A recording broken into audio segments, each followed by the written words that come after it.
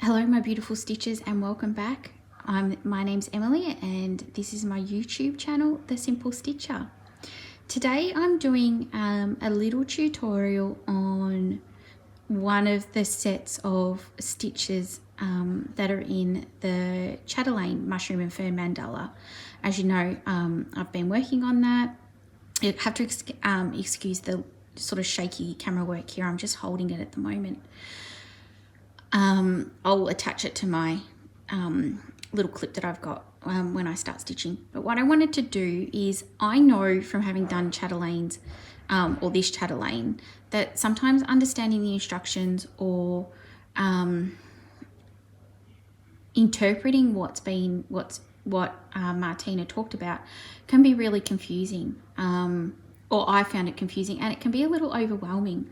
So and put people off. So what I thought I'd do is start showing how I've interpreted some of the sections, some of the stitching and sections of the Mushroom and Fern chatelaine as I go along. Now, I know I'm showing some of the pattern.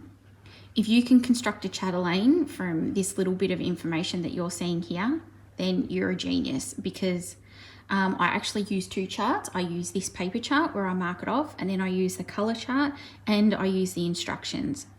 So I highly doubt that anyone would be able to construct a chatelaine based on this small portion.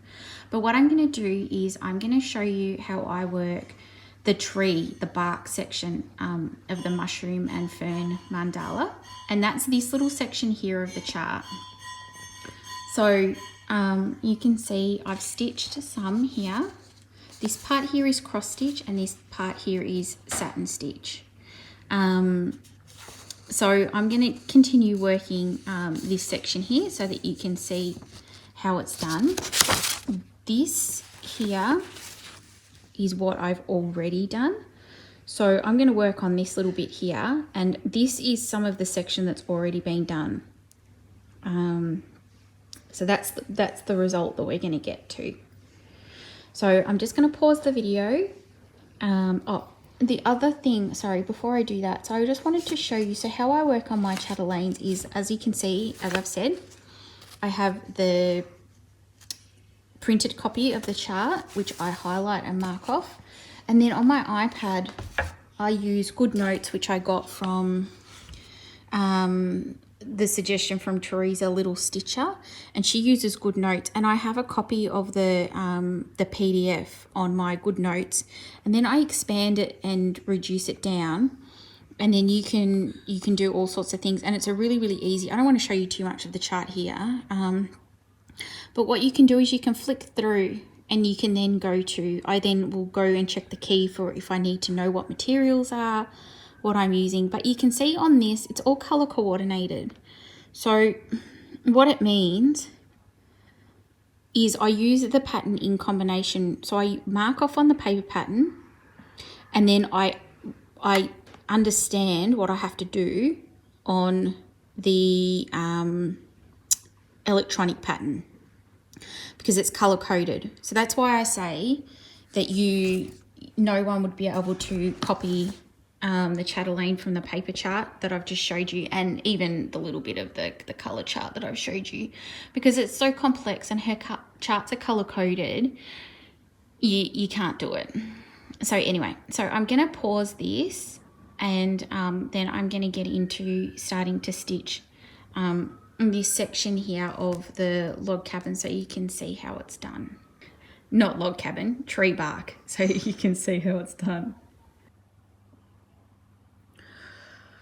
Okay, so this has been a bit of a hot mess, but I've stitched this set of crosses here because I want to frame this section in, and then we can go back and do the satin stitching here. So I'm just going to quickly do 4 stitches here. And I do them, I do full cross with these ones because it's variegated silks, and I want to get the most effect of the variegation. If the floss isn't very variegated and I'm not worried about the variegation effect, then I would just do a whole row of stitches one way and then come back and do finish the row the other direction, because it's just quicker. it is quicker than doing one stitch at a time.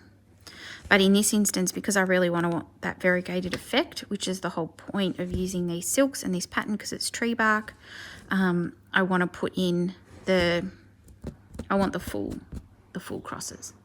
Okay, so I've done those 4. So then what we do is we come up for the satin and we go across, and it's 4, and we're just creating little sections of bark.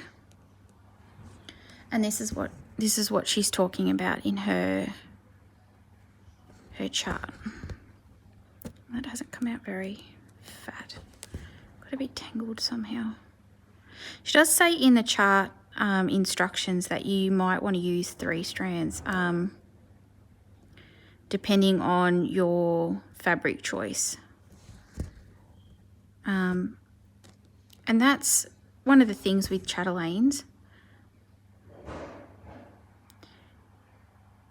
There's so much room for interpretation and personalization if you want to. You just make it how you don't have to. The thing with a chatelaine is like you try and do it as perfect as you can, but focusing on perfection is just going to, I feel like when I was focusing on perfection instead of just doing it and interpreting it and doing the best I could, like made me freeze with indecision. And so I didn't do anything because I was too worried about doing the wrong thing. Okay, so I'm just going to finish my my thread off over here. I'll finish that later. And I'm going to get another 2 pieces because that bit got too short. I'm going to get 2 more strands of the Gloriana. So the colour that we're using is Gloriana Milk Chocolate. Gloriana Silk Milk Chocolate. So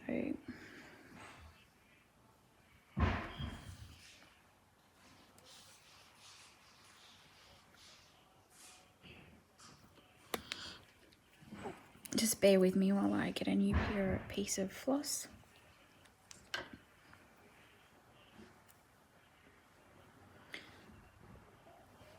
But it is easy to get intimidated by chatelaines because you're afraid. And that's one reason, because you're afraid of like being able to interpret it. And they are expensive kits, you know. It does cost a lot of money, and that's why I've only got, I'd love to have more, but I only have 1 at the moment because I'm only going to stitch at this point in time 1 at a time. It's all I've got time for. And so I don't, I'm not going to invest any more money. But when I started doing these, I would have loved to have seen, and this is the reason that I'm doing it, would have given me more confidence to see someone stitching theirs and how some of these sections are stitched, to see that. Like there's sections where I didn't know and I Googled and worked it out and that sort of thing. But that's why I thought I'd do this series. So if you haven't done one, you can start seeing how they come together and what the stitches are. Like maybe, you know, if you get to this section and you're not sure for some reason, a person might come along and have a look at it. So just fluffing this out.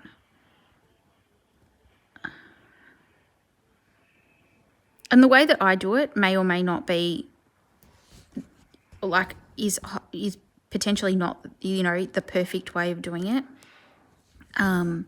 It's just what I've picked, what I've worked out from reading the instructions and looking at other charts and seeing like other patterns and seeing what other people have done. Okay, so that's 2 squares here over 2 satin stitch and then another 2 over 2 satin stitch. So that's one little section. And then we come across here, across this single one, and what happens is the satin stitch goes straight and then it goes diagonal and to get the wavy bark effect, and then it goes straight again. So all I do is go along in the top and it goes over 1, 2. Again, so it's just straight satin stitch.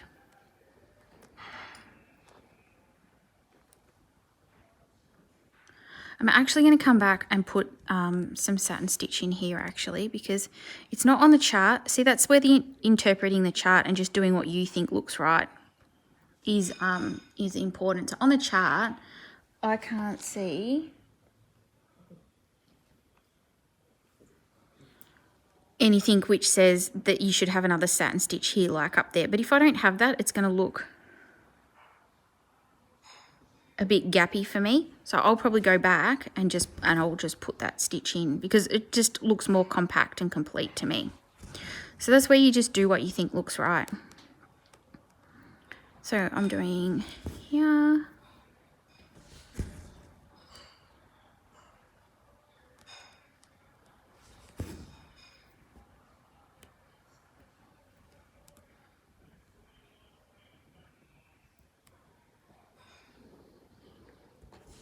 Just trying to space out my stitches as much as I can.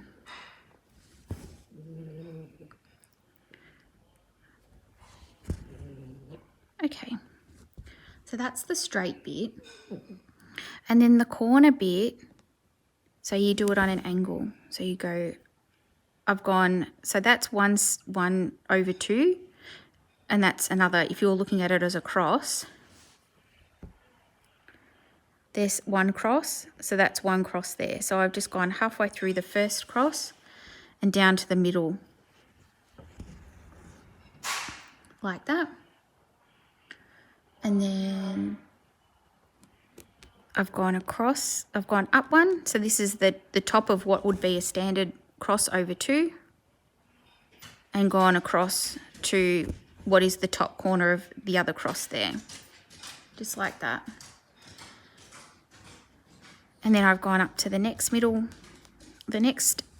half stitch, and gone down to the next half stitch to get that diagonal effect. And the same for the top cross, the top hole, which would be the top left corner of that top cross, and then down to the bottom, like that.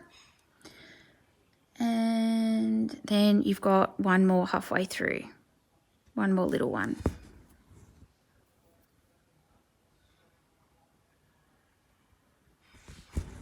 So, I think I've done that wrong. I've gone into the wrong hole. Yep.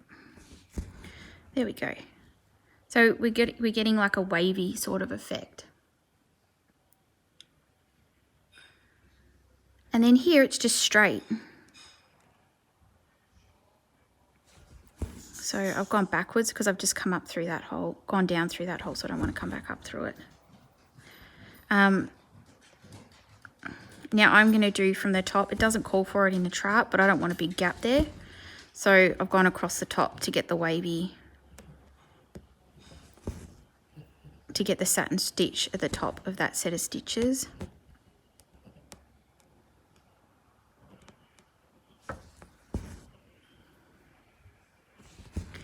Then we've gone over, and then we've got the last one along the bottom. So it's just really about getting like a textured sort of look. Other people might do it differently, like I've said, but with chatelaines you can spend all your time being indecisive and worrying about the perfect and correct way to do it, or you can just go in, have a crack at it and give it a go. So that's one set of the bark area based on the straight wavy lines that I showed you on the chart. So 3, if we do this little section here, which is effectively 1, 2, 3, 4, 5 crosses across and 2 down, we can get the same effect again. I'm just going to mark my chart off so I know that I've done these bits here.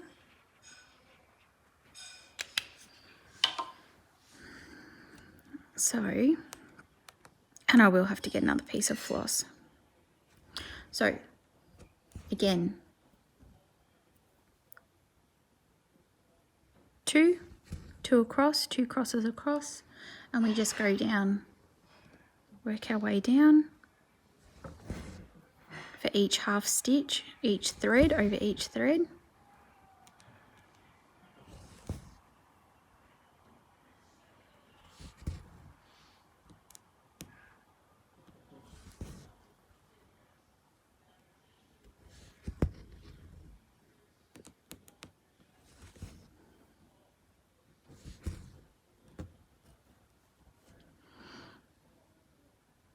And then we go diagonal. So middle point of what would be the first cross. I'm just going to try and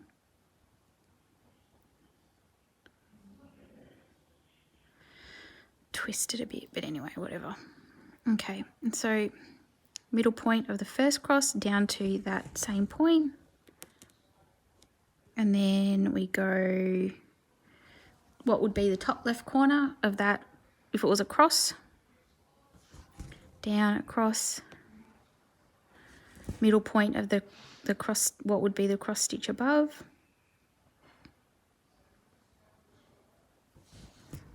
to there, up to the top corner, the next one, and then we finish off with a little quarter stitch if I can get it through like that. I'm going to finish that off. I'll leave that over there and I'll finish that off when we're done here. And sometimes you need to, like, you know, it gets a bit spacey, but if you just sort of spread it out, it'll be okay.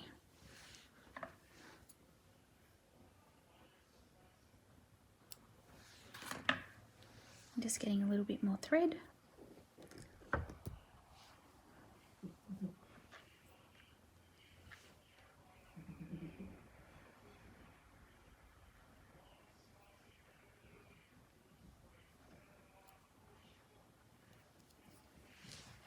Okay, and then these ones are just straight. These are easy. I think one of the cats just tried to attack Craig's lunch. Okay, so we just go over and we do straight. And it all just depends on how well you've got your thread laying in your needle too with your satin stitch. Sometimes it looks better than others. But like I said, I don't profess to be an expert at that. Okay, so that is how I get this effect through here, by doing satin stitch and cross stitch from Martina's A Mushroom and Fern Mandala. So I just wanted to read her instruction, the little bit of her section, which says, the trees incorporate a lot of cross stitching, which will bring out the variegation of the threads nicely. After the cross stitch, add the bark parts, which are satin stitches. And she said, use 2 plies of the GLO, possibly 3, depending on your count of fabric. You wish a satin-like effect, stitch the single blocks as indicated on the diagram. So that's it. So, you know, on the chart it sort of looks a little bit more complicated, but that's all it is some satin stitches. So I hope you've enjoyed this little tutorial on the bark section of the Mushroom and Fern Mandala, and I will see you for my next tutorial. Okay, bye.